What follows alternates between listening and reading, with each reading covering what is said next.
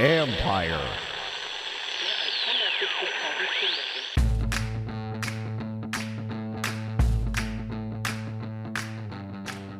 Hello and welcome to my podcast. Do me a favor, subscribe to the John Com Report wherever you get your podcast. You're watching on YouTube, hit that like button, hit that subscribe button. You can find us there as part of Empire Media. That's AMPIRE. Always much appreciated when you tune in. And don't forget, you can read my work on ESPN.com. I'll have a story up for the next couple days about the state of the protection for Jayden Daniels. So the offensive line, but also protection, how's it, where's it at? What level of concern, question, whatever.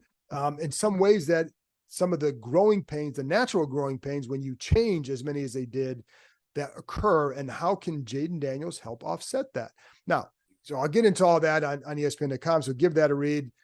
In a minute, I'm going to be joined by Nicki Jhabvala from the Washington Post as we discuss the 3 weeks of the OTAs, what we've seen so far. Got the mini camp next week, and then it's off for the summer.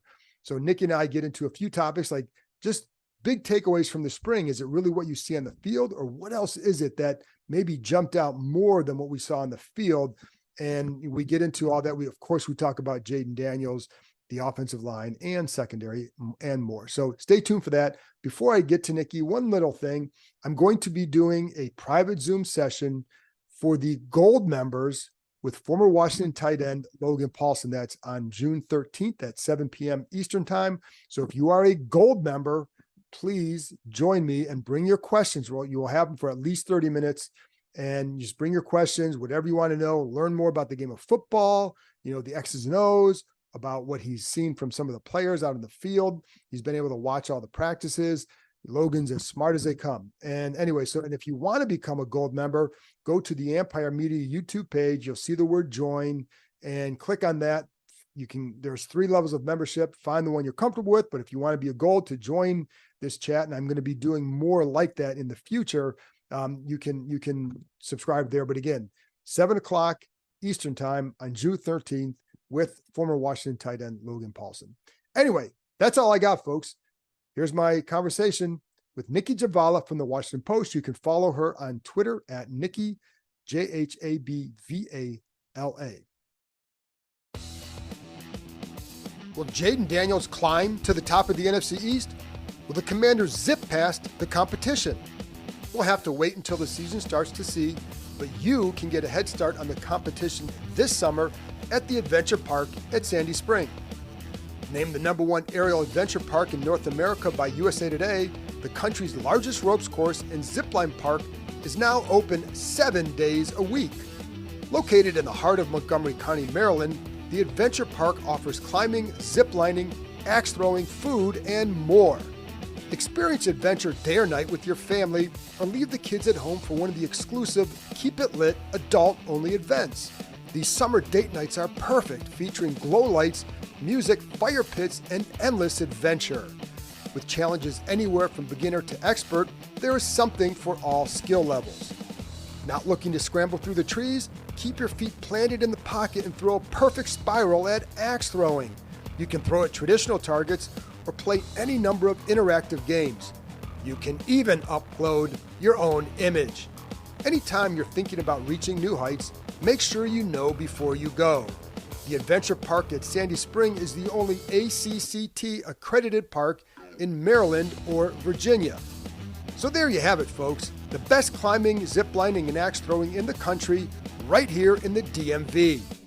Reserve your adventure today at www.theadventurepark.com/kind. All right, Nicki, first, before we get into all the important stuff, give us an update. Let's see some pictures of the little one. Of the little one? Can you see it? Can you zoom over there? Yeah, you get a dog and a baby in there. You get a dog and a baby. There he is. Oh. What up, Julian? He's there just we go. chilling. So if you're not watching, you just saw Nicki's, how old is he now? 10 weeks? 10 weeks today. He's double digits now. Getting big. What is his 3-cone time at this point? We're still working on that. Okay. We're trying to shave off a second or so. Okay. But, he's working on it. He's got very fluid hips, quickness, Okay. quicker than a hiccup, you know, There you go. all There the you go. intangibles. Well, yes. Anyway, speaking of youth movements, it just obviously there's a lot to learn still. What have you taken so far after, what is it now? 3 weeks of OTAs. We got the mini camps coming next week. What have you taken so far from the OTAs? What's I guess your biggest takeaway so far? Biggest takeaway, I think we learned a bit more about the staff during this, just with the practice structure, the tempo of practices, how they want to do things, the types of players they're looking for, the play style they expect. I still think it's too early to really get a good glimpse of certain position groups and, certain players, like true glimpses. Like Jaden Daniels and the receivers, there's no tackling, so you're not really getting a full glimpse of what the offense could be, or how the big guys look in the trenches, or even how the running backs will really look, because there's no hitting Right. yet. But you're able to see how they work with other players, work with teammates, kind of how they're experimenting, and as they get these guys reps, how are they moving guys around. I think one of the more interesting ones for me is, and we saw this a bit yesterday, is watching, special teams. How are they learning about this new kickoff rule? How are they adjusting? How are they trying to figure out the best types of players they need as returners? Because it's totally different, how they're going to handle the kickoffs from kicking perspective too, and coverage. So that's been interesting. And then just seeing where there's still a ton of competition as well. And I think receiver, after Terry and Jahan, I think there's a good bit of competition, a number of open spots there. And then definitely the secondary. I think that's pretty open-ended outside of maybe a couple spots. But yeah, they're still figuring out a lot too. And you said earlier you still give Driscoll a shot at the starting job, right? Obviously. Obviously. Apologies to the Driscoll family. He's not sold on Jaden Daniels yet. Jeff Driscoll still has a chance. No, absolutely not. The other JD. The other right, JD. exactly. There you go. But let's stick with the staff too, because that has jumped out. What's jumped out the most to you with them? I think it's been interesting how they've kind of worked. And I say this with a grain of salt, because I feel like every staff comes in and says, we're going to tailor it to our players, and, we're evolving and this and that, but, not all of them do it. But I do think it's interesting that this staff isn't composed solely of guys that knew each other at previous stops. There's certainly some of that. There are guys that have worked together. There's some connections, but there's also a lot of coaches that met for the first time this offseason. And I think that's kind of cool, just to bring on outside voices and get different perspectives and kind of pick different ideas that you can use within the scheme, both offense and defense. It's an interesting group, to have like Cliff Kingsbury as your OC and Dan Quinn as your head coach. Like, these are not pairings I would have guessed normally. I don't know why really, but it just seems different. But they do seem to have a better rapport with players than perhaps the staff last season. I think that can always change if a team doesn't succeed. But so far, it is the happiest time in the NFL. Well, it is. But the funny thing is, with Quinn and Kingsbury, some part of me thinks about, like, I agree. On the other hand, Quinn is can be an outside the box type thinker for solutions that I'm not all that surprised, but the energy too. Yeah. I mean, Dan Quinn's an Energizer bunny. Like, he is always perky, always positive, always hyped. And I think the players feed off that. I think they feed off like the urgency and practices. I know you've written about it too, the bag drill that they do to open practice. I think guys like that. The practices just look a lot different. Guys are always moving. Guys play like they want to be out there, like they're playing for something. I think things got so bad for so long in Washington, not just with the last regime, but as you would know better than me, but probably the previous ones. I mean, I say that only because I was there for the last regime. But it just wears on guys. It's hard to, yes, it's their job, but it's hard to like really get going when they want success. Yes, absolutely. And but that's what has struck me too. And so this is why, like, this time of the year, you have to be careful with what you deduce from watching things on the field. Yeah. And Yeah. even in training camp, you have to be careful. But I Yeah. think the things that feel more real is the energy in the building. And Absolutely. I do think, like, you talk to players or you talk to even people who know the players well, like, so and so is, like, they'll say, like, yeah, so and so is genuinely happy to go into the building to go to work. Yeah. Yeah. And, Andrew Wiley was talking about this. I think it was Wiley. Yeah, I think it was Wiley. After practice on Wednesday, just saying that, like, he said he was there for 3 hours after practice or whatever it was before he came and talked to us, and said, like, half the guys were still in the locker room. Yeah. Whereas before, guys couldn't wait to get the hell out of there. Yeah. You know, How big a deal is that, do you think? And I think how it's much huge. difference can that make when is it, I think it's huge. I mean, I think you and I have talked about this. Especially last season where it felt like, it was nothing against the players individually, but you just got that vibe like, do they actually like each other? Like, would they deal with each other if they weren't forced in this one group together? Whereas, and I think much of that, it was not like there were any fights or, disputes or anything like that. It was just the circumstance, it was not a happy time. It was not a happy place to be. Whereas I feel like now, not that they've done anything yet, there's hope, and I think they feel like they have the right group in place to kind of lead them. And I think honestly, it starts at the top. The fact that they're tearing out that turf field that has been there since, the practice facility was built. It predated me. It's been there that long.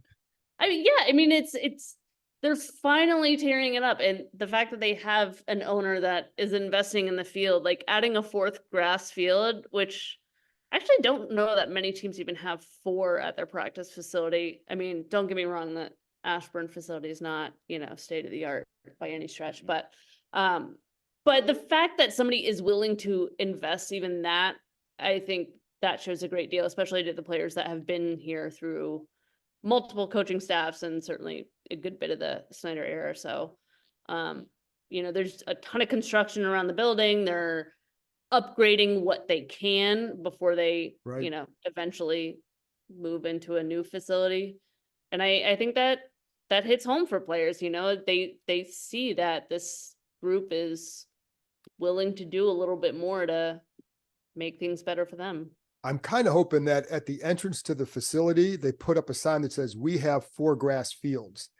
Just put something on there that you can brag about, right? Because, anytime, anywhere. Yeah, on any of our Any 4 field. fields, any of the 4 fields, right? Yes. But it is, I do agree that when players see that, and there have been little things throughout the building, there's things that are going to FedEx and all that. They're certainly investing in all that. Yeah.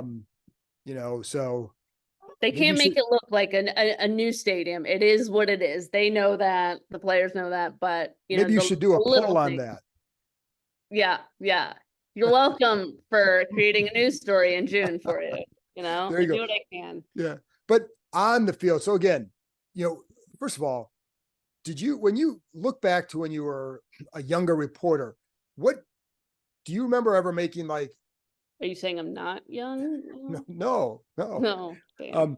I guess because I'm wondering, like, when I was younger, which was a couple of years ago, but like the things that you would see in the spring and the early summer, you could get fooled by them. Oh, like, yeah. How have you learned that? Like, it's anywhere you go. It's the same lines. Like, especially when you bring in a new system, new coordinators, though, it's like, we want to create an explosive offense, an attacking offense. We want to score a lot of points. Like, obviously, like, I mean, there was an alternative to this. Like, right. Obviously, we tailor the system to our players. We don't just plug them. Well, not all do. Right. It's a lot of that, but they all feel like they all say, whether they feel it is a different story. They all say that, we got the right guys. We're confident in every group on the field. We really love the progress, and, it's early when, sometimes they have decisions made up about certain positions. So, there's a game to it, like with anything. So I think you have to really just trust what you see more than what you hear. And what you see right now is not a whole lot. So, while they might know more about some position groups, there's still a lot to figure out. There's still truly a lot of competitions. You can see it as they're out on practice, Well, and that's why I guess my point is like, sometimes you go by what we see, but you don't know what it always means, because exactly. even when the pads are on, like if the offense is hitting really well, is it more on them or is it more on the defense? That's why I think those joint practices are important. But I also go by, Nicki, you talk about like, go by what you hear and also what you see. To me, it's the body language of the players and the energy of the coaches. I kind of feel like that's been maybe the best part of it for building. I agree. Totally. 100%.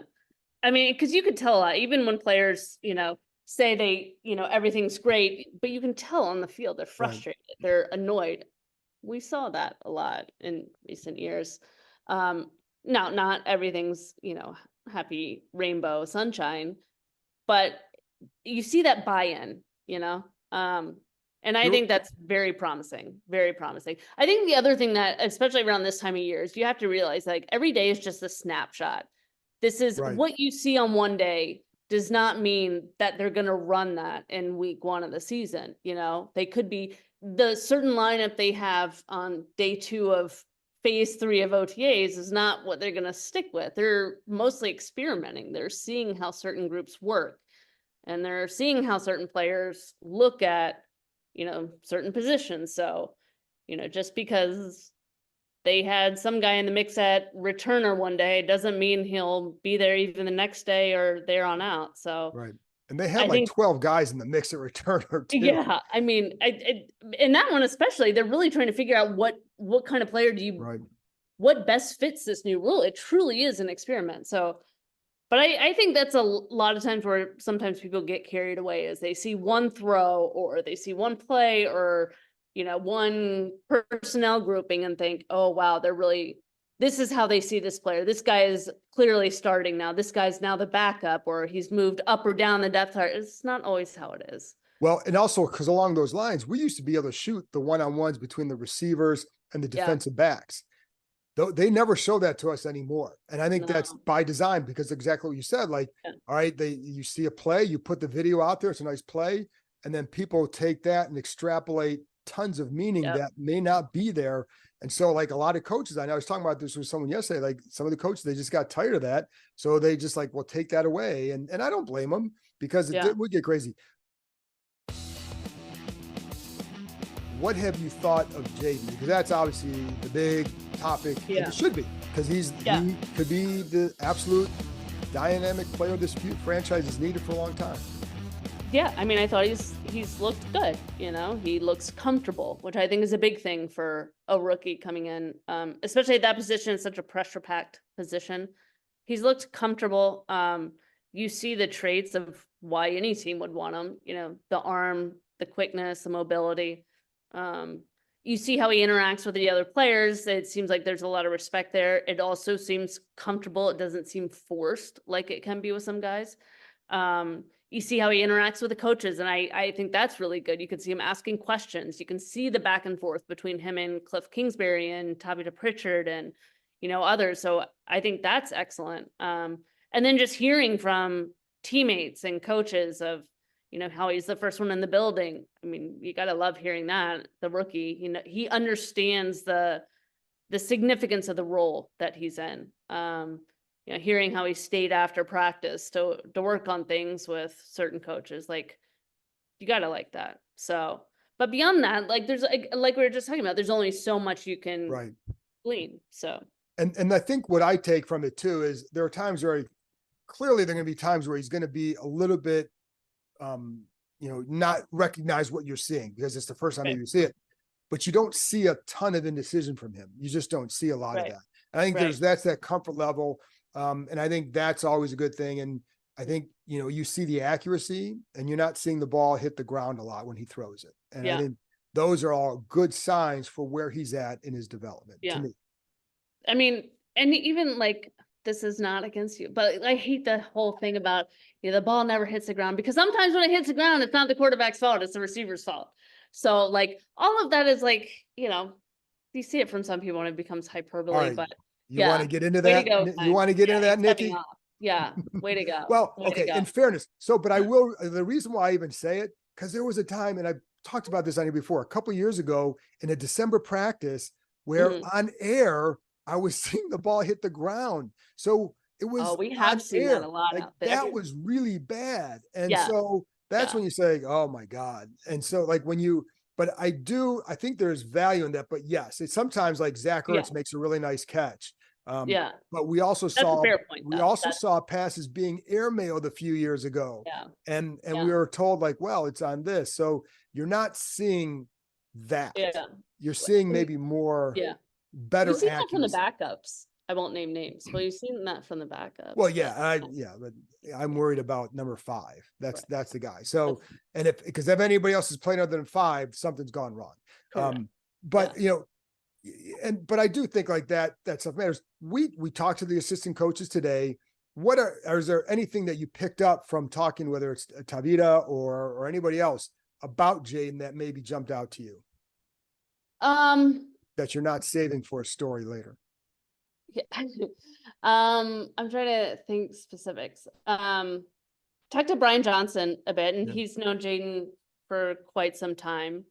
And he was just mentioning like his work ethic and some of the challenges that rookie quarterbacks can face going in. And there wasn't really anything too specific, but it was just interesting to hear from their perspective, because somebody like Brian Johnson has played, coached, called plays, so he knows the position in and out. So just hearing how they view Jaden and how they're helping him, and how they're at least cognizant of some of the challenges he could face. Not all rookies face it. I thought that was good to hear. I thought it was, there were other stuff that wasn't necessarily about Jaden directly, but talking to Bobby Johnson, the offensive line coach, about how or what he's seen so far from the front 5, how they're kind of viewing that left tackle spot. What you've seen out of Cornelius Lucas and Brandon Coleman, who are competing for that job. I thought some of that was interesting. Just what jumped out to you about that? I thought his comments about Brandon Coleman were pretty good. How he likes his development is still early. He was talking about some of the traits that they like and why they believe he could be a tackle as opposed to guard. He played both, obviously, in college, but a lot of people project him as a guard. And then talking about like Cornelius Lucas, how this is a guy that was undrafted. He's been a swing tackle his entire career, but he's also been in the league for 11 years, which is something pretty unheard of, especially in the trenches for an undrafted guy. So that spoke volumes to them. So yeah, little things like that, talking to Larry Izzo, the special teams coordinator, about how, how he's, the whole kickoff rule change, like, rules his life right now. It's all he thinks about, and how you're trying to find all the unanswered questions as you go out and practice and kind of plug holes where you can. So just hearing how they're going about that, and Tommy Donatel, talking to him about the cornerbacks, how they're trying to figure out the puzzle pieces back there on the back end. Who else? Ken Norton, who's been around. So yeah, we got to talk to all of them. It's interesting. And with Bobby Johnson, and what do you think what should be the level of question concern with the line and left tackle, what sense do you get from them? Because I think, like, to me, it's always like, hey, September's a long way away still. Right. Yeah. That's exactly what I heard too. Like, and I'm fine with that answer at this point in the year. Like, what else are they going to say? It's still early. They're not even hitting yet. They can't really see what they have there. So yeah, I mean, he stressed that repeatedly, that it's still very, very early until they put the pads on. You're not going to know what you truly have in your guys back there, and what fits and what doesn't. So, and that's the same for D-line, the same for the running backs, like a lot of positions. Like, you're kind of laying the foundation now. So yeah. And then the other part of it too is, secondary. You brought that up earlier. like those are remain the two big question marks on this team. Like what's Yeah. if you have to pick Julian up, go ahead. Okay, hold People on. will enjoy seeing him. You See, know, it's getting closer to bedtime. So, well, amen to that. right. It's still light out, but I'm getting tired too. So Right. I'm not a night owl as apparently you and Ben, you know, and I'm just glad, by the way, I'm glad that you two could bury the hatchet after the appearance on my podcast. Like people thought we hate each other. I love Ben. Ben's awesome. We Yes. just like pushing each other's buttons. Yeah, no. So, Anyway, so I'll just keep you a couple more minutes because I know you got, but the secondary, yeah. what's your question with them at this point? And is it questions or concerns? I mean, it's to me, it's really the cornerbacks. I think they've made clear that they really like Mike Sanders still and believe there's a high ceiling for him. He can really come in and be a really good nickel, which is such an important piece of you know, every NFL defense anymore. But I feel like especially Quinn's, he's relied on that, you know, that sort of hybrid position for quite some time. And you brought in Jeremy Chin, you got some veteran presence there. But who do you know, you've got guys at cornerback, but who are, you know, your true starters? Who do you see as some, and they want these guys to move around. You have all these guys that can play inside and outside. Like, you know, I think, and a lot of them are new to the team, new to us and what we've seen. Noah, I'm not going to even try to pronounce his last name, but Michael Davis, who's been in the league for quite some time, has been with Tommy Donatel in LA. Noah. You got guys with length, you got smaller guys, you got speed, you got a little bit more power. So just seeing how they envision that back end will be interesting. And then seeing how some of the holdovers, Percy Butler, Derek Forrest at safety, like how do they kind of fit into this? Quan Martin, who I know you like, you know, how do they fit into that puzzle back there? So I think that's one group that I'm really going to be watching in training camp because, you know, over the last couple of years, I think outside of Kendall Fuller, it's just been so hit or miss and often a weakness. And have you watched Forbes much at all to like, is there anything that you've gleaned so far from him? I mean, I thought it was interesting that they had him in the mix of kickoff returner for one, but again, they're trying all different types of body types, speed, all kinds of things out. So may not mean much yet. But to me, it's still kind of early. Like I'm always, when I'm watching him, I'm trying to see, like, does he appear more confident? Does he feel like, does it look like he's playing instinctually, or is he like hesitating at all? How are they using him? Is it mostly outside, or are they trying to utilize his speed? Because he does have good speed.